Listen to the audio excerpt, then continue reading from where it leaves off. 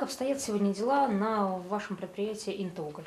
Сегодня с утра получил сводку. Я такой сводки по добыче и по отгрузке не видел уже года два. Значит, за сутки на Череповец отгружено больше 7 тысяч тонн отсева. А ДКОМа, это второй продукт у нас, который получается из нашего угля, так сказать, добываемого, отгружено больше 2000 тонн. Добыто за сутки почти 8 тысяч тонн. Это вообще показатель огромнейший. Это касается сегодняшнего дня. Ситуацию, если посмотреть за последние полгода по уровню добычи и отгрузки, она вот на бумаге она хорошая. А что касается ситуации именно на добычных и проходческих участках, то ситуация очень сложная и тяжелая. И после так называемой национализации предприятия еще необходимо огромное количество времени и средств, чтобы шахту привести в порядок. Ситуация сложная и плохая, это еще мягко сказано. Что именно? Вот предметно, конкретно? Предметно, конкретно на сегодня постоянно, каждый месяц у нас возникают вопросы и проблемы по материально-техническому снабжению. Потому что основная задача, которая ставится, это, конечно, выплата аванса, заработной платы и отпускных. Вторая задача – это отгрузка на Череповец отсева, потому что вы слышали, я думаю, эту тематику. Если бы «Интоуголь» потерял Череповец как рынок сбыта, то предприятие вообще могло прекратить бы свое существование, по-другому это на сегодня не назвать. Третье – это, конечно, та работа, которая происходила последние 2 года до национализации так называемых собственников ИК «Таврический», с которым мы вели борьбу. То есть предприятие было практически обескровлено, если можно называть так, денежные потоки. Денежные потоки на предприятие при прошлых собственниках практически не поступали. И в результате образовались огромные долги по налогам, огромнейшие долги по налогам, огромные долги по задолженности по заработной плате. Если по заработной плате мы как-то смогли сегодня эту ситуацию стабилизировать, не считая отпускных, потому что по отпускным есть проблемы, как докладывал генеральный директор, вчера у нас задолженность по отпускным была 34 миллиона, сегодня снизили ее до 20 миллионов, то есть поступательно идем, то та долговая нагрузка, которая у нас по налогам, она до сих пор давит. Огромное количество исполнительных листов, огромное количество проблем по перевозчикам, именно по ЖД-вагонам, потому что долговые обязательства там были больше 100-150 миллионов, с которыми мы сегодня расхлебываемся.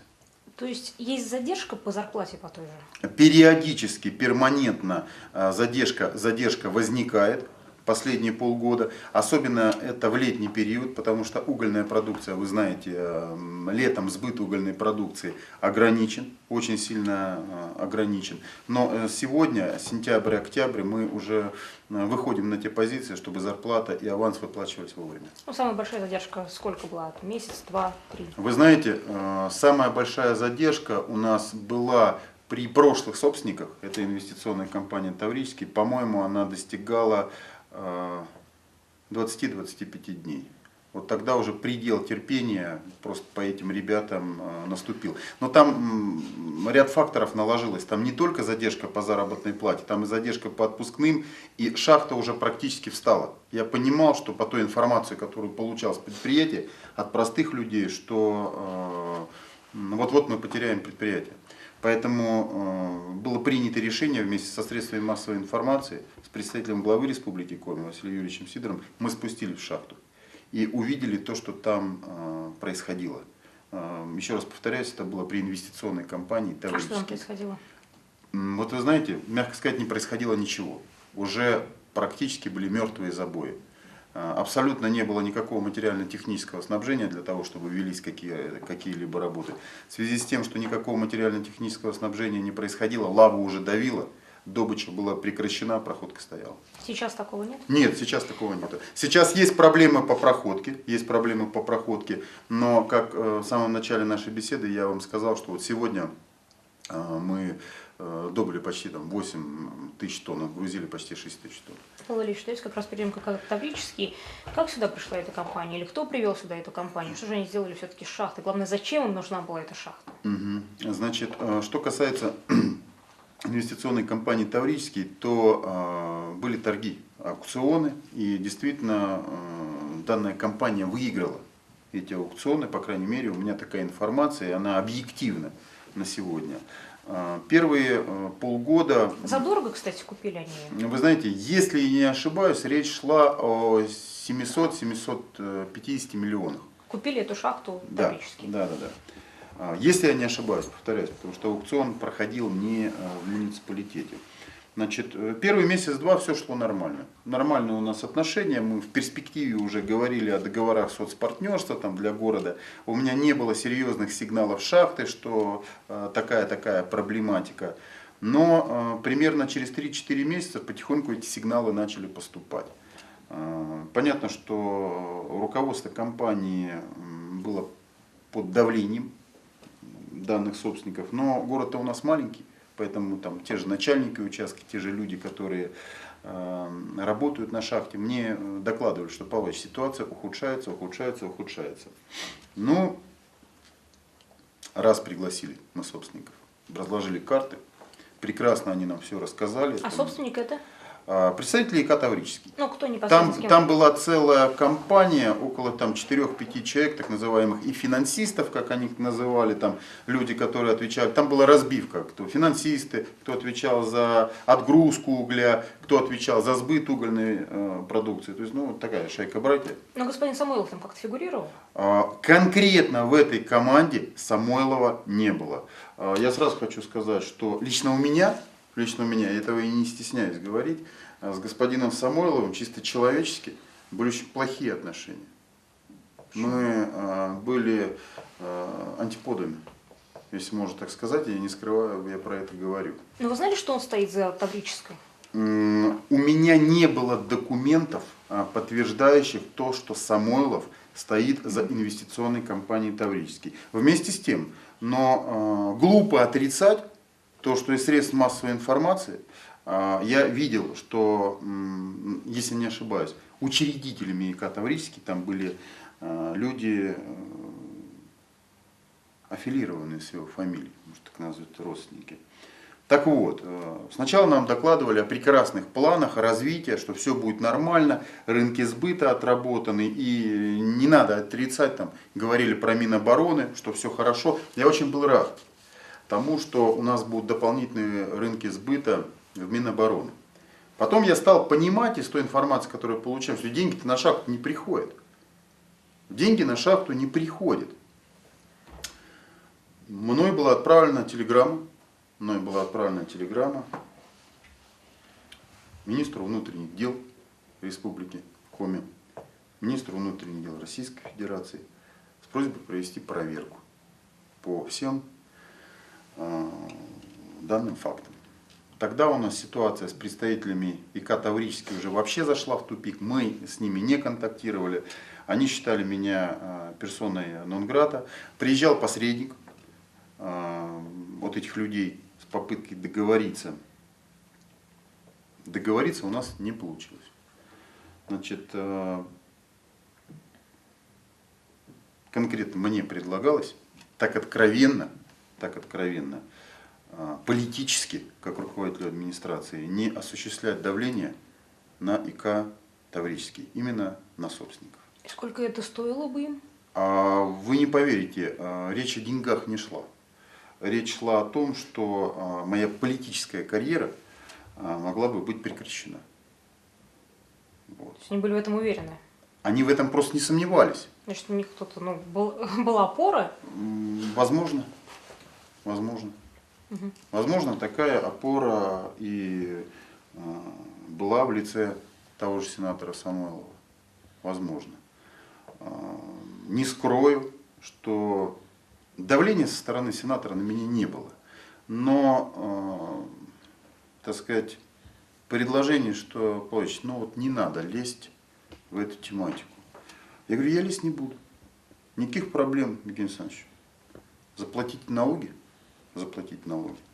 Заплатите задолженность по аренде имущества, за землю заплатите. И даже черт с ним, с этими договорами соцпартнерства.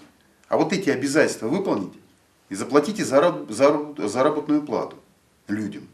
И тогда я никуда лезть не буду. Никаких вопросов у нас не будет. Бросалась трубка.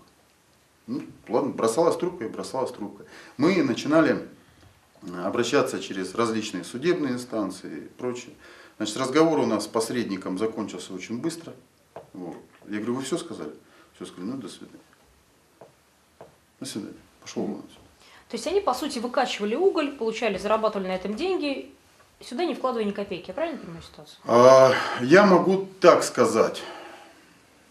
То, что сюда не приходили никакие деньги, это однозначно.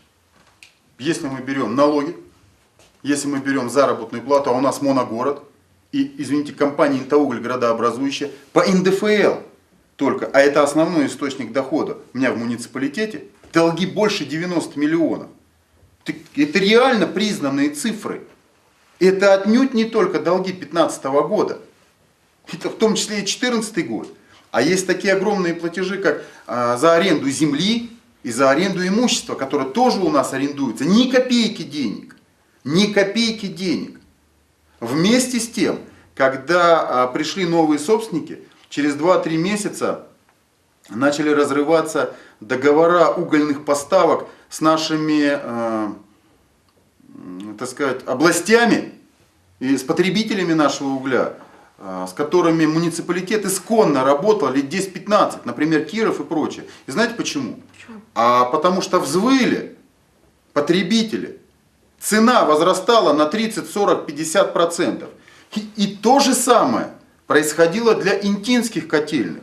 И я прекрасно понимал, если составляющая угля, она является основной в тарифе, вы представляете, что у меня тариф в северном городе вырастет на 30-40%. Ничего себе. Конечно, меня это не устраивало. Меня это не устраивало. Ну, таким путем мы шли. Но, к сожалению, что касается там так называемых инвесторов, моей точки зрения, им, вернее, на мою точку зрения, им было наплевать. Поэтому я был вынужден докладывать вышестоящей инстанции, потому что происходит. Реакция. Реакция на национализация предприятия. То есть снова государство выкупило эту шахту. Да. За какие деньги? Вот теперь переходим к вот этим вопросам. Конкретно на сегодня я не владею информацией, какая сумма денег была заплачена за национализацию предприятия. Я прекрасно понимал, что довольно-таки сложно ударить кулаком по столу и сказать «верни». Хотя, с моей точки зрения, это был бы оптимально верный вариант в счет даже тех долговых обязательств, которые есть перед муниципалитетом. Обманывать я не хочу, я не в курсе тех денег, которые были заплачены и были ли они вообще заплачены за национализацию предприятия. Но на тот момент, я помню четко тот день, могу вам рассказать. Значит, с утра мы спускаемся в шахту, после этого я докладываю руководству, что все, предприятие прекращает свою работу. Руководство на тот момент Интаугля боялось это откровенно говорить, но мне оно это говорило, что Павел Валерьевич, коллапс наступает. Я был вынужден транслировать это. Ну и было принято решение о национализации предприятия. Сколько человек могло остаться без работы? Более 3-4 тысяч.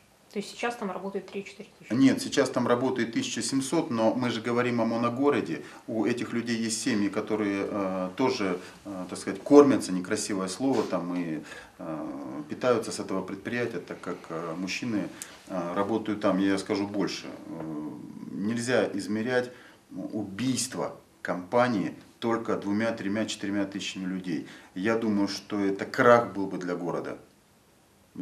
Крах просто для Приполярья. Я прекрасно понимал, что если прекратят поступление денежных средств на заработные платы, а это те деньги, которые люди тратят в магазинах, это конец малому и среднему бизнесу. У нас фонд заработной платы по месяцу составляет 60 миллионов. Умножить на 12, мы получаем 720 миллионов. Половину из них оставалось в городе. И поймите правильно, что у нас половину малого и среднего бизнеса бы абсолютно умерла. Я считаю, что это был бы мертвый город. Абсолютно мертвый город. Я его очень люблю, я в нем родился, он красивый, но он был бы мертвый. Сколько это и как таврические по времени отработали в итоге? Если я не ошибаюсь, около 2 лет. Около 2 лет. Да, это, знаете, более хамских и наглых людей с человеческой точки зрения, я не видел. Этим людям, я не стесняюсь это говорю, этим людям было абсолютно наплевать на какие-либо устои нашего города, и этим людям было абсолютно наплевать на тех людей, которые в этом городе жили. А зачем же тогда им отдавали эту шахту? А вот я не соглашусь с вами, не отдавали эту шахту. Я прекрасно понимаю, что сегодня это может так транслироваться. Им эту шахту не отдавали. Вот они за нее заплатили деньги, был официальный аукцион. Это то, что известно мне. И хочу сказать, что деньги НДФЛ, они в наш бюджет поступили. И просто на тот момент, с моей точки зрения, и я при этом присутствовал, они умудрились закрыть глаза всем на то, что мы получим хорошие рынки сбыта в Минобороне. Это еще не все. Ведь они публично говорили о том, что готовы вкладывать 1,5-2 миллиарда в модернизацию предприятия. Рублей. Это было при мне. Это было при мне. А потом через 3-4 месяца, через полгода мы понимаем не то, что не вкладывается ни копейки в модернизацию, а то, что все отсюда выкачивается. Вот просто выкачивается. Когда задаешь вопрос, я про это говорил, что а где деньги, Зин? Уголь уходит. Это не ваше дело. Это спор двух хозяйственных субъектов. Я понимаю, что спор двух хозяйственных субъектов, но мне хотелось бы получить налоги, то-то, то-то, то-то. Все, что положено, причитается по закону. Пошел вон. Раз пошел вон, второй раз пошел вон. Ну и потом вот это все началось. Сейчас банкротство и предстоящее списание долгов?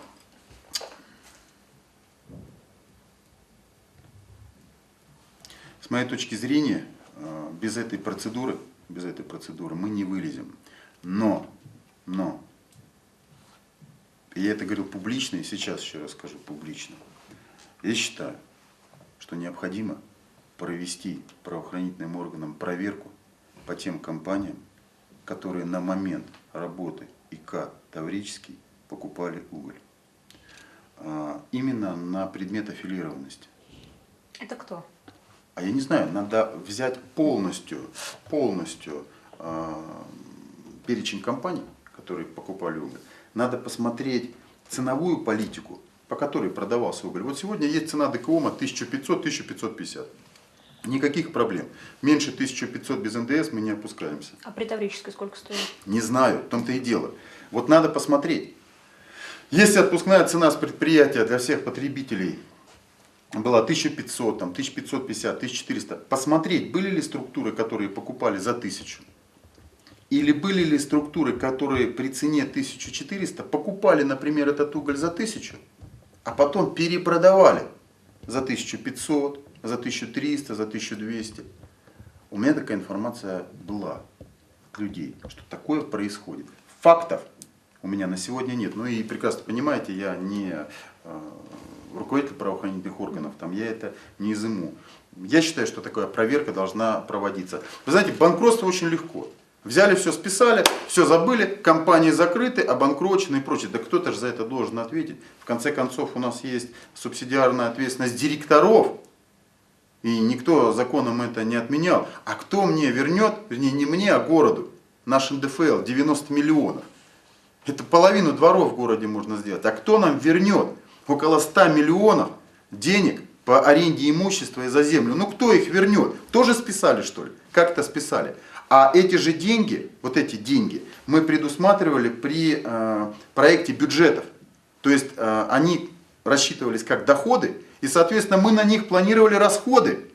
И эти расходы осуществляли за счет других направлений. Но нам эти другие направления надо тоже на сегодня закрывать. Верните наши деньги. Сколько они должны вот суммарно? Значит, на сегодня НДФЛ 90 миллионов. Что касается конкретно аренды имущества и земли, это более 100 миллионов. Так представьте. 200 миллионов. Так это бюджет? Бюджет чего? Города. У меня доходная часть на сегодня 660 миллионов. Это третья часть. Третья часть реальными деньгами. Третья часть. Так, опять же, это без процентов. Это мы говорим 2014 год. Это мы говорим 2014 год. А у нас 2015 год заканчивается. Понимаете? Вот такая ситуация. Вчера в корпорации сказали о том, что есть все-таки сегодня проблемы с отгрузкой угля на Череповецкую ГРЭС. Действительно есть эти проблемы? Проблема заключается в ЖД-тарифе. Нет денег, да. Да. Проблема заключается в ЖД-тарифе, но мы абсолютно спокойно пока эту ситуацию разруливаем, извините за такой сленг, на местном уровне с руководителем компании, господином Булатовым, назначенным генеральным директором. Мы с перевозчиком пока эти вопросы решаем. Я почему в самом начале вам сказал, каждый день мне ложится сводка по отгрузке. И основные у нас сегодня задачи это заработная плата, продолжать грузить. У нас на складе есть продукция, за лето у нас она накопилась, и мы готовы там в течение месяца-двух все эти запасы отправить на Череповец. Череповец рассчитывается вовремя, 2 траншами, 15 и 30 числа. Плюс у нас появился дополнительный доход, это пошел сбыт ДКОМа, который мы планируем в том числе отгружать и по предоплате. Кроме Череповца есть еще потребители вашего Да, угля? конечно, ДКОМ у нас продается практически по всему северо-западу, это крупный уголь, не круглый, а крупный уголь. Что касается отсева, да, дополнительно мы отсев начинаем продавать в Кировскую область. Но, конечно, на Минобороны все-таки ведь поставлялся уголь, насколько я понимаю? По словам, да. По словам поставлялся, у меня этих контрактов нет. Никто мне Вот за никогда... эти 2 года, сколько они работали на шахте, люди какие-то были уволены, например? Какое-то сокращение у них происходило там? А с этого первоначально у нас боевые действия и пошли. В маленьком моногороде, где мэр знает всех, и все знают мэра, меня не ставят в курс, что сокращают 300-400 человек. Да. Дальше. Великолепная у нас ситуация получилась.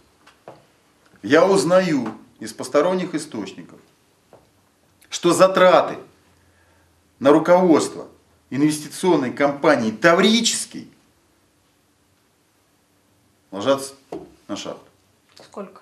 Не знаю по деньгам. Не буду обманывать. Я начал задавать эти вопросы. Мне говорят, что ты лезешь? Коммерческое предприятие, что ты лезешь? Вы поясните мне тогда, пожалуйста, почему сокращают 300-400 интинцев? Объясните мне. Но почему мы дополнительно, вернее вы, дополнительную нагрузку финансовую кладете на шахту, чтобы кого-то содержать в ВК Таврический? Для чего это надо? Мне опять говорят, так не вашего ума дело. Я опять докладываю об этой ситуации наверх. Главе республики? Конкретно главе республики. Там было жесткое решение главе республики и отсекали вот именно вот этих людей, которые кормились, так сказать, в Санкт-Петербурге вернее, от шахты. Я думаю, что суммы были не маленькие. Мало того, никогда на тот момент директор предприятия, который был, он об этом не скажет, но мы об этом вдвоем говорили. Он был просто запуган. И не выносил, он не говорил ни мне, ни руководству республики о том, что происходит. Что дополнительная нагрузка упала. Почему мы должны в себестоимость тонны угля, сокращая наших интинцев, закладывать содержание кого-то там в какой-то инвестиционной компании? Ничего себе инвестиционной Хотя бы компании. понять, речь идет о миллионах? О десятках. О десятках. В год, в месяц? Я думаю, что по году к сотне миллионов. Содержание аппарата? Так а вы что думаете, 10, 15, 20 тысяч? И вы думаете, это содержание 5 человек? Я думаю, что там человек 50-100 были. Это можно запросить вообще там штатное расписание, там это ВК Таврический.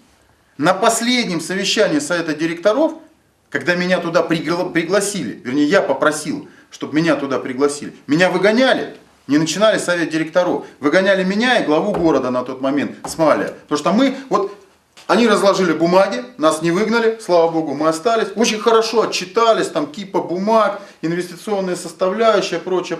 У нас один вопрос был. Зарплату выплатили. Сейчас есть деньги на погашение задолженности по зарплате? И есть ли деньги для того, чтобы выплатить? Нету. Но я говорю, о чем мы тогда тут сидим, говорим? Но ребята в красивых костюмах говорят, что вы его слушаете? Он не имеет никакого отношения к шахте. Как это не имею никакого? Я на сегодня руководитель администрации, которые должны около 200 миллионов рублей, не имею никакого отношения. Зачем вы его сюда пригласили? Вот такая у нас ситуация. Реальная зарплата шахтера сегодня? Среднюю. говорим, да? Ну, максимум не надо. Ну, понятно, ну давайте будем говорить так. Добыча и проходка при выполнении плана, я думаю, это 50-60 тысяч. А есть у нас на ГОФе, это обогатительная фабрика, вот, на РМЗ, я думаю, там и 1015, не больше. Ясно. Ну, вот представляете, 15 тысяч еще с задержкой. Еще задержка. Да, еще задержка по заработной плате. Сокращение было одно с их стороны, только в самом начале 3-4 Да человека. нет, Лен, я думаю, что там партиями в течение полугода все это хозяйство происходило. А сколько было вот до того, как перешла? Если не ошибаюсь, 2100. 2100, сейчас Да, 1700 осталось. даже меньше, 1670, вот так. Ну, то есть Мгм. 400 человек они просто взяли. А куда эти люди пошли? Уехали? Ну, кто-то уехал, кто-то вот искал другую работу и прочее. Все, до свидания. Если вы говорите, там намекаете на вопрос переселения или каких-то этих, не было этого Нет, ничего. я не намекаю, я просто спрашиваю, если люди уехали, то, точнее, если их выгнали, где они могут здесь работать еще? Ну, Их кто-то... сократили, куда Кто-то в идти? магазины трудоустраивался, кто-то еще куда-то там пытались, кто-то в центр занятости, кто-то, у кого есть возможность, уезжал. То есть, ну, людей с предприятия убрали. Причем у меня есть еще более такие факты, такие, что недоказанные на сегодня. Но эту информацию я получал, что людей выдавливали, чтобы не платить все причитающиеся по закону компенсации. А бывший директор фабрики может нам об этом рассказать? Нет. Я знаю, что он, во-первых, находится не здесь, вы прилетели, а он улетел. И он не будет про это говорить, потому что он просто запуган. У нас на тот момент доводил эту информацию только один человек, это я. То есть настолько запугали всех? Да. А чем запугали? Ну, физической расправой или чем? Нет, ну меня физической расправой не запугать, да и, честно говоря, таких вещей не было. Ну, по директору-то понятно. Во-первых, у меня работодатели это народ и депутаты. Вот. Ну, понятно, что я в том числе фигура зависимая. Он зависел от собственников. Он подписывал определенные кредиты, на которые там могли на него повесить. Он был от них зависим. А кредиты, по кредитам какие-то долги остались у Не буду говорить, не знаю. Таврического? Не знаю. Я знаю информацию, что перед каждой выплатой заработной платы, когда возникали задержки, мы начинали названивать, они не снимали телефоны, потом до кого дозвонимся, любимая тематика, что мы сейчас прорабатываем вопрос кредитов, на что мы начинали кричать: слушайте, сколько угля отгрузили? Что кредиты-то, а уголь кому грузим-то, куда этот уголь-то весь уходит? Должны же какие-то деньги в НТУ возвращаться. Вы говорите, тарифы ЖД, там высокие тарифы, что ли? Что там за проблемы с тарифами ЖД? Нет, просто для того, чтобы вагоны ставили под отгрузку, надо оплачивать все это хозяйство, а денег не было. И нет сейчас. Да нет, сейчас решаем вопрос. Сейчас стало лучше. Сейчас стало лучше. Я сказал на вот этот день шахтера, что ситуация непростая, но по сравнению с тем, что было год назад, когда я был в шахте и увидел своими глазами, что происходило перед национализацией, сейчас ситуация лучше стала. Вот. Мы, повторяюсь, каждую неделю проводим работу вместе с генеральным директором, рассматриваем план, худшие даже планы тех денег, которые нам должны поступить с Череповца, чтобы самое главное перекрывать заработную плату людям. Но не должно же происходить какой-то модернизация, все равно какая-то модернизация, какие-то вложения должны быть. Кто будет вкладывать в развитие, в модернизацию этой шахты? У нас на сегодня другого пути нет, Лен, чтобы рассчитывать только на те деньги, которые мы получаем от потребителей. Почему я и сказал, у нас сегодня приличное количество угля на складе. Мы очень надеемся его реализовать в ближайшее время и смотреть не как сделать модернизацию, а какое закупить еще дополнительное оборудование для того, чтобы продолжать добычу и проходку. Бюджет как-то участвует в этом на сегодня? Муниципальный? Нет, республиканский. Нет, я прекрасно знал, что фонд помогает шахте, и это ни для кого не секрет. Я прекрасно знал, куда идут эти деньги. Они шли на заработную плату и на оплату ЖД-тарифа. Что касается муниципального бюджета, мы не можем помогать, потому что на сегодня они нам должны 200 миллионов. Ну и потом, у меня нету других источников дохода, вот, кроме как градообразующего предприятия. Вот если реально, я смотрю, в принципе, человек реально, и реально смотрит на вещи. Вот если реально посмотреть на вещи, сможет ли шахта вот на этой самоокупаемости выехать? Мы с директором надеемся, что сможет. У нас другого пути просто нет. Нам надо сегодня очиститься от долгов. Вот очиститься от тех долгов, которые висят уже больше года, это тот долг, который нам остался от этой инвестиционной компании. Ну, кроме вот 200 миллионов по налогам еще что-то есть? Да вы что, если я не ошибаюсь, там почти миллиард. А 200, что всё остальное? да вы что, 200 миллионов это только инта, а там электроэнергия, там тепло, там огромное количество долговых обязательств, там поставлялось определенное оборудование и долги тоже не закрыты. Там огромное количество всех этих вещей. Вот почему, ведь я требовал еще одной вещи, я не стесняюсь про это, говорю, что давайте проведем проверку, а кому должны. Может быть и там есть аффилированные лица, которые потом всплывут при банкротстве. А когда происходила приватизация этого предприятия, это была вынужденная мера? То есть шахта тоже была там на грани банкротства или что? Почему ее вообще изначально выставили на торги? Ну а другого пути просто не было. На тот момент произошла процедура банкротства, и очень надеялись, что действительно найдутся инвесторы, которые будут вкладывать в это деньги. И по большому счету после аукциона инвесторы-то нашлись. Просто инвестор козлом оказался полным. Я имею в виду это категорически, не стесняюсь, это мягкое слово, которое я в отношении них говорю. Вот оказались вот такими они товарищами. Личное мое мнение как человека и как мэра в отношении господина Самойлова, если его можно так назвать, это непорядочнейший человек.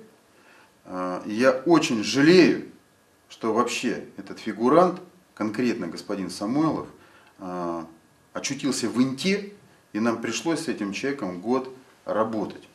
Вот я сейчас, пользуясь случаем, говорю, что я очень жалею, что этот человек появился в моей жизни и в жизни этого города. В чем его непорядочность заключалась? Его непорядочность заключалась в том, что нельзя как к свиньям относиться к жителям того города, в который ты приезжаешь, как должностное лицо и как человек, лоббирующий интересы определенных бизнес-структур. Надо с этими людьми работать и помогать этим людям, а не вести себя как свинья. А как он себя вел? Кто? Самойлов. Самойлов? Обыкновенная пьяница. Других слов я об этом человеке сказать не могу. Он говорит, вел себя как свинья. В чем это выражалось? Это пьяница. Это абсолютно пьяница и алкоголик, которому уже давным-давно надо было кодироваться. И никакого отношения он не имел ни к экономике, ни к финансам, он имел только одно, это бутылку. Бутылку и себя. Отношения с этим человеком у меня испортились год назад, но не то, что год назад, а скажу больше, там 1,5-2 года назад, когда я понял, что этот человек скатывается в полную яму. И имея определенное влияние на тот же ИК Таврический, а не этот ИК Таврический, вернее, он сделал точно таким же, как он сам. Вот вам и результат работы данного человека. Но банк у вас Таврический, мы видели, продолжает работать. Да? Вы знаете, слава Богу, что большого отношения к банку Таврический Самойлов не имеет. Если бы еще Самойлов руководил и банком Таврический, то я думаю, сейчас бы мне пришлось бы решать вопросы очень многих людей, у которых там вклады. Слава Богу, к этому он не имеет никакого отношения. Когда вы услышали об уголовном деле, кстати, раз говорили, то вы предполагали, вот вы человек, который с ним сталкивался, который видел все это изнутри, вообще, вот ваше мнение? В отношении тем, чем закончил Самойлов, он закончил тем, чем и должен закончить.